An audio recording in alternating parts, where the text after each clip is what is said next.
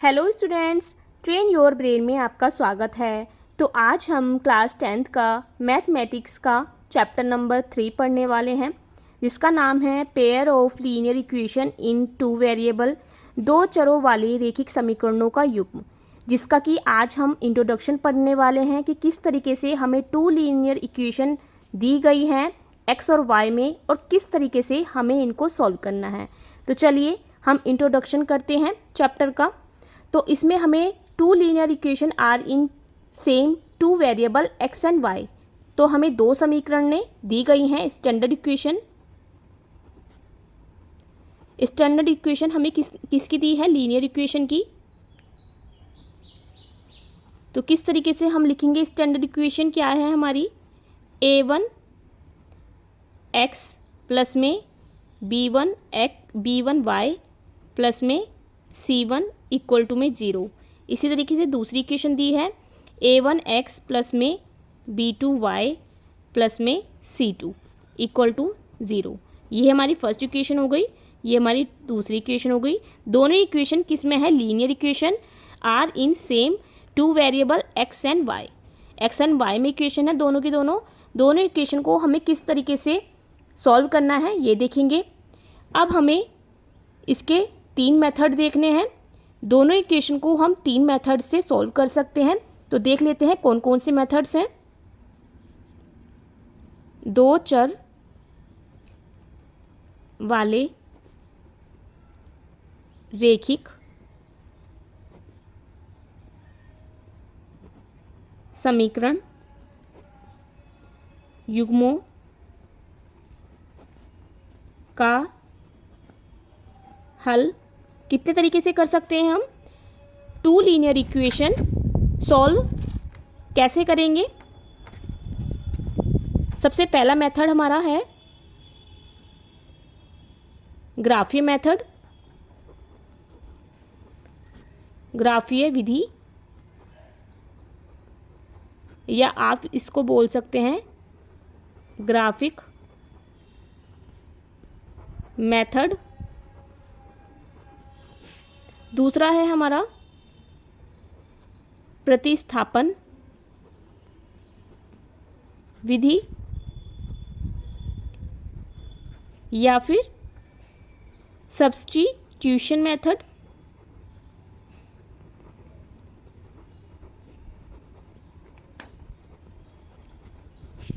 तीसरा है हमारा विलोपन विधि,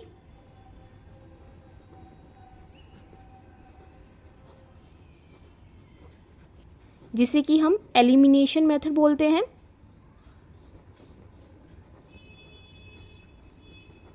एलिमिनेशन मेथड। अब हमें देखना है कि किस किस मेथड को हमें किस तरीके से लगाना है। सबसे पहले हम 3 टॉपिक्स और पढ़ लेते हैं, जिससे कि हम सिद्ध कर सकते हैं कि कौन सी रेखा किस तरीके की है। तो चलिए हम देख लेते हैं। सबसे पहला हमारी पॉइंट है a1 अपॉन में a2 not equal to b1 upon में b2। अगर कोई सिचुएशन ऐसी आती है, हमें दी गई समीकरणें 2 दी गई हैं और उसमें हमें देखना है कि a1 by a2 not equal to b1 by b2, तो क्या होगा? तो हमें बताना है कि ये क्या होगा। कैसे बताएंगे आप कि ये क्या होगा? अगर a1 by a2 not equal to b1 by b2 है, तो रेखाएं कैसी होंगी? प्रतिच्छेदित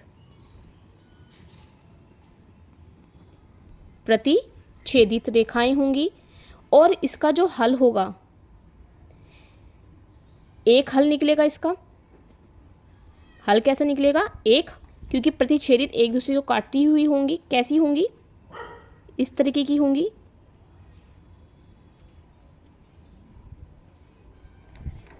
इस तरीके की प्रतिच्छेदित रेखाएं होंगी। तो इसका मतलब a1 बाई a2 होगा not equal to b1 by b2। तो रेखाएं कैसी होंगी? प्रतिच्छेदित रेखाएं होंगी। और क्या होगा? इसका हल भी एक ही होगा बस। सेकंड पॉइंट देख लेते हैं। सेकंड पॉइंट क्या कहता है? a1 by a2 equal to में b1 by b2 equal to में C1/C2 है। अगर ये तीनों के तीनों ही पॉइंट हमारे एक दूसरे के बराबर निकले तो क्या होगा? तो होगी रेखाएं हमारी कैसी होंगी? रेखाएं समपाती रेखाएं होंगी, समपाती रेखाएं होंगी। कैसी रेखाएं होंगी? समपाती। समपाती का मतलब क्या होता है? समपाती का मतलब होता है, मान लिया ये कोई रेखा जा रही है ऐसी, और इसी के पास ही, इसी के ऊपर ही दूसरी रेखाएं जाएंगी, तो ये हो जाएंगी हमारी समपाती रेखाएं। तो अगर A1/A2, B1/B2, C1/C2 होगा तो रेखा एक के ऊपर एक होगी और रेखा हमारी कैसी होगी? समपाती होगी, अगर ये सिचुएशन फॉलो हो रही है। ठीक है। और इसके हल भी कितने होंगे? अनेक हल होंगे, इसके अनेक हल होंगे। जब आपने देख लिया है कि दो रेखाएं किस तरीके से होगा, अगर A1/A2 not equal to B1/B2 होगा तो एक हल निकलेगा और रेखाएं प्रतिच्छेदित होंगी, एक दूसरे को कट करती हुई होंगी। अगर A1/A2, B1/B2, C1/C2 इक्वल होंगी, तीनों के तीनों पॉइंट ही इक्वल होंगे एक दूसरे के, तो रेखाएं कैसी होंगी? समपाती रेखाएं होंगी और इसके अनेकों हल निकलेंगे। और मान लिया अगर ये दोनों पॉइंट हैं तो ये दोनों ही पॉइंट क्या कराएंगे? ये दोनों ही पॉइंट क्या होंगे? संगत समीकरण युग्म होंगे। क्या होंगे? संगत समीकरण युग्म होंगे। इस तरीके से हम दो समीकरण को अप्लाई करेंगे। ये 3 पॉइंट है, 2 पॉइंट हमने पढ़ लिया है, तीसरा पॉइंट अब हम पढ़ेंगे। अगर A1/A2 not equal to B1/B2 होगा तो रेखाएं प्रतिच्छेदित होंगी। अगर A1/A2 equal to B1/B2 equal to C1/C2 equal होंगे तो समपाती रेखाएं होंगे और इनका हल भी अनेक होंगे। और अगर ये दोनों पॉइंट हैं जैसे कि आप देख सकते हैं, तो इनके जो संगत समीकरण युग्म होंगे। तीसरा पॉइंट देख लेते हैं। तीसरा पॉइंट क्या है हमारा? तीसरा पॉइंट है A1/A2 इक्वल टू में B1/B2 इक्वल टू में C1/C2। B1/B2 not equal to C1/C2 होगा तो ये रेखाएं कैसी होंगी हमारी? तो रेखाएं कैसी होंगी? समांतर रेखाएं होंगी, एक दूसरे को कट भी नहीं करती होंगी और ना ही एक दूसरे को संपाती होंगी। तो ये कैसी रेखाएं होंगी? समांतर रेखाएं होंगी।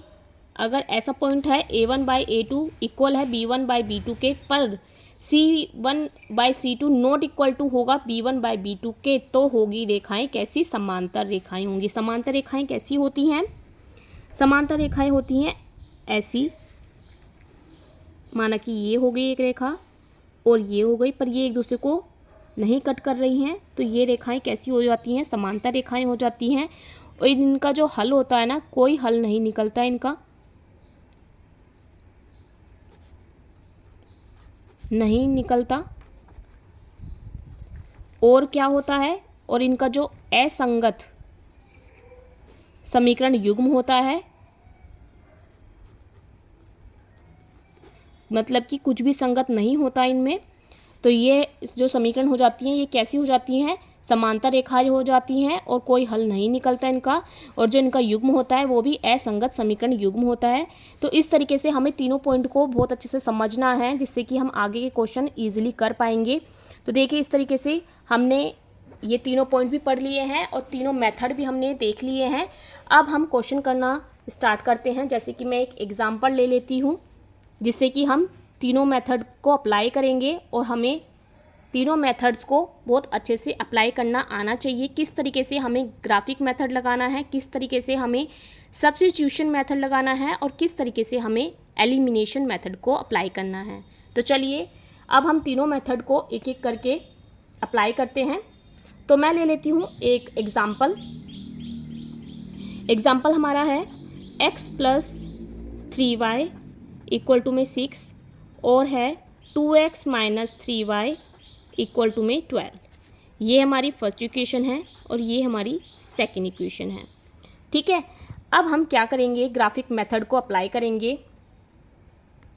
सबसे पहले हम कौन से मेथड को अप्लाई करेंगे?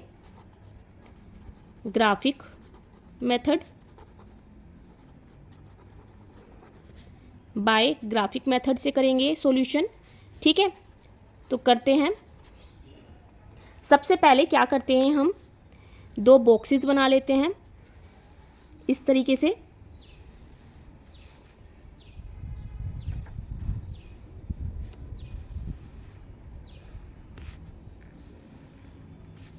ये एक्स और वाई की वैल्यू है, यहाँ पर भी ये एक्स और वाई की है। या हम इस तरीके से दो ब्रैकेट्स को डिवाइड कर लेते हैं दो दो पार्ट्स में। और ये है हमारी x प्लस 3y इक्वल में 6 का बॉक्स, और ये है हमारा 2x minus 3y equal to में 12 का बॉक्स। ठीक है, तो इस तरीके से अब हमने दोनों इक्वेशंस के बॉक्सेस बना लिए हैं। अब हम वैल्यूज़ को पुट करेंगे और x और y के मान निकालते जाएंगे, वैल्यूज़ को निकालते जाएंगे। इस तरीके से हमने दोनों इक्वेशंस के बॉक्सेस बना लिए हैं और x और y के इस तरीके से अब हम मान निकालते जाएंगे और वैल्यूज़ को पुट करते जाएंगे अपने अकॉर्डिंग।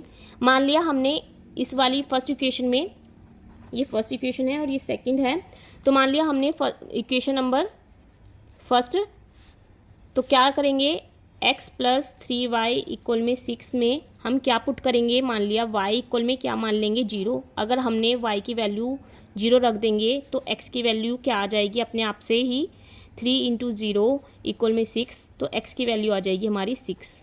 ठीक है, अगर हमने x की वैल्यू y की वैल्यू 0 पुट की है तो हमारे पास x की वैल्यू आ गई 6। ओके, अब इसी तरीके से अब हम पहले इसमें पुट कर देते हैं y इक्वल में 1, या आप मान सकते हैं x इक्वल टू 0 पुट करके निकाल लेंगे तो भी हमारे वैल्यूज़ ईजिली आ जाएगी।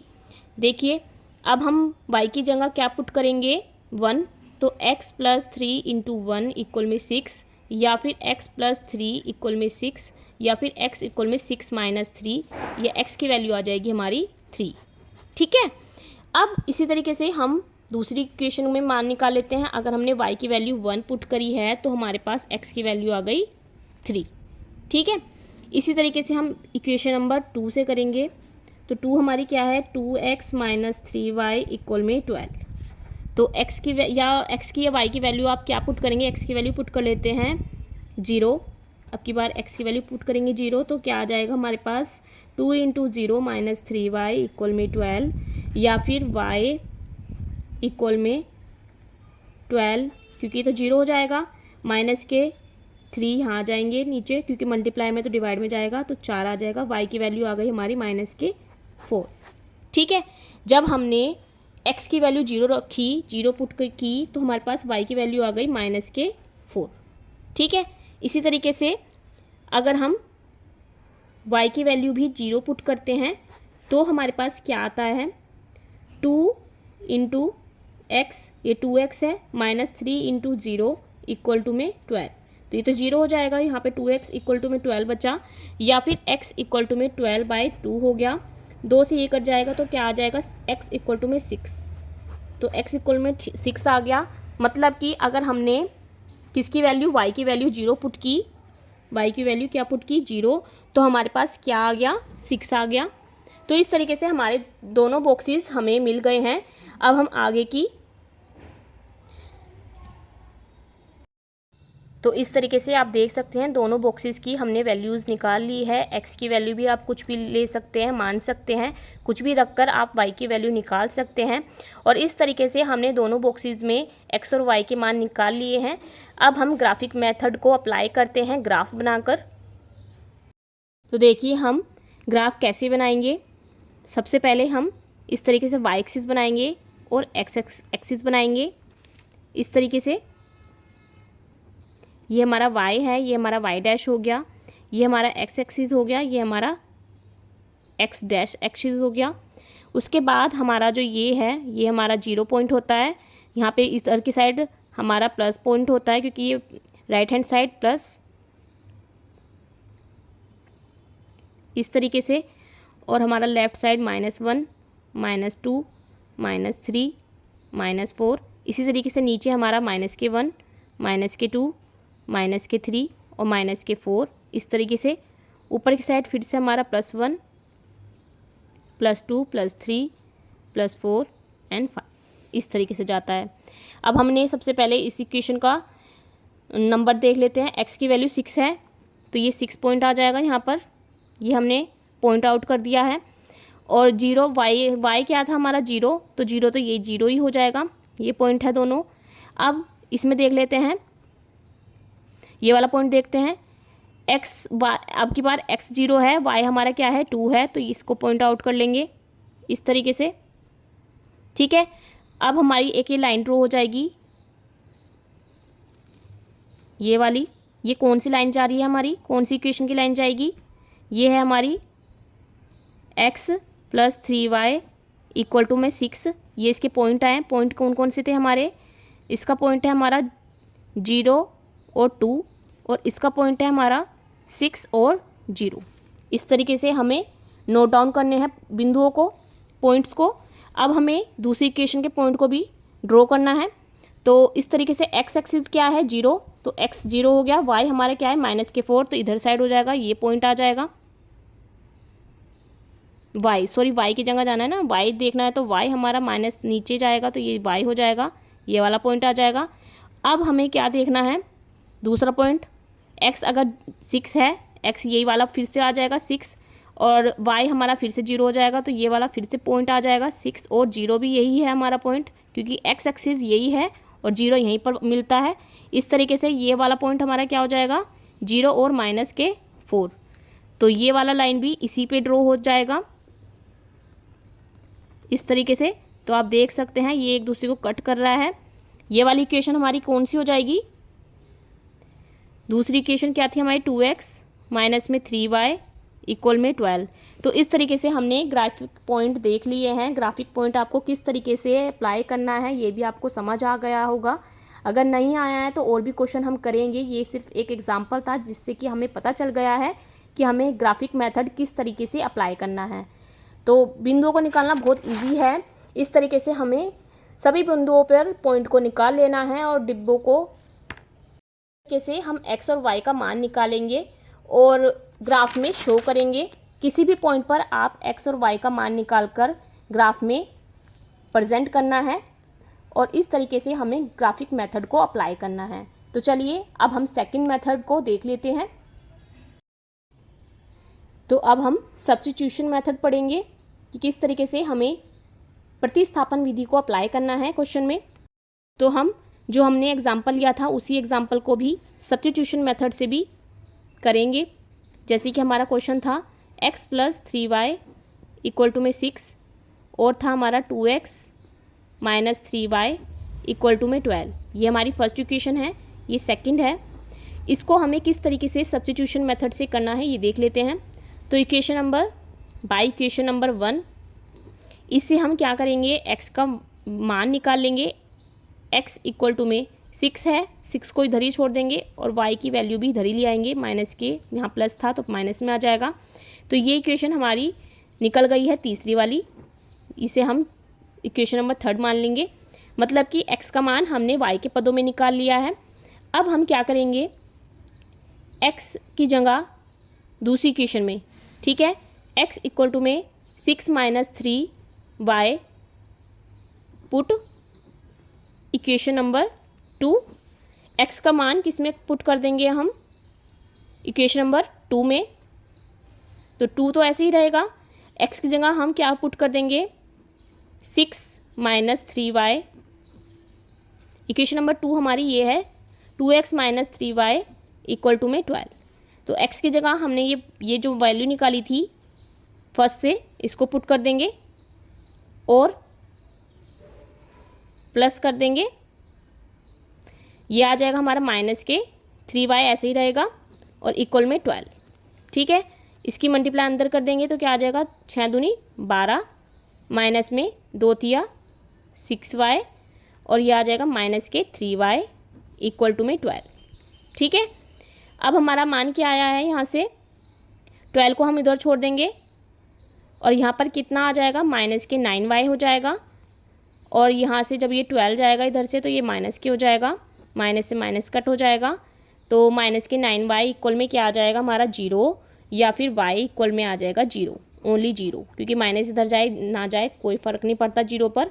तो 0 हमारा y की वैल्यू आ गई। अब हम इसी तरीके से x का मान जो है ना, y का मान जो हमने 0 निकाला है वो हम पुट करेंगे इक्वेशन नंबर 3 में, जिससे कि हमें x के मान भी पता चल जाएगा।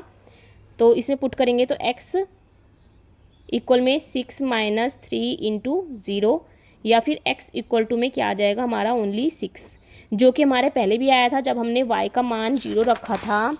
जब हमने y का मान क्या रखा था 0, तो हमारे पास x की वैल्यू क्या आई थी 6। तो इस तरीके से भी हमने क्वेश्चन को कर लिया है। अब हमने सब्स्टिट्यूशन मेथड किस तरीके से अप्लाई करना है ये देख लिया है। जब हमें दो इक्वेशन दी गई होंगी तो हमें x का मान y के पदों में निकाल लेना है, और जिसका हमने मान निकाल लिया है, मतलब कि फर्स्ट इक्वेशन से हमने अगर x का मान y के पदों में निकाल लिया है तो हम इसको दूसरी इक्वेशन में पुट कर देंगे और इस तरीके से y का मान निकाल लेंगे। और y का मान, जो इक्वेशन हमने x का मान y के पदों में निकाला था उसमें पुट करके x का मान भी हम निकाल लेंगे। तो हमारे पास x का मान भी आ गया, x इक्वल टू में 6 आ गया और y का मान आ गया 0। तो ये हमारे क्या हो गए आंसर। तो इस तरीके से हमें सब्स्टिट्यूशन मेथड को अप्लाई करना है। और अब हम लास्ट मेथड भी देख लेते हैं। लास्ट मेथड हमारा कौन सा है, तीसरा, एलिमिनेशन मेथड।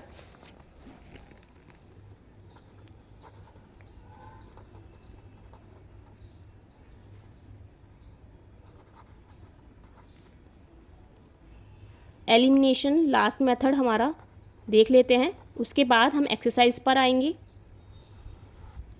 एलिमिनेशन मेथड, या फिर इसको हम कहते हैं विलोपन मेथड, विलोपन विधि।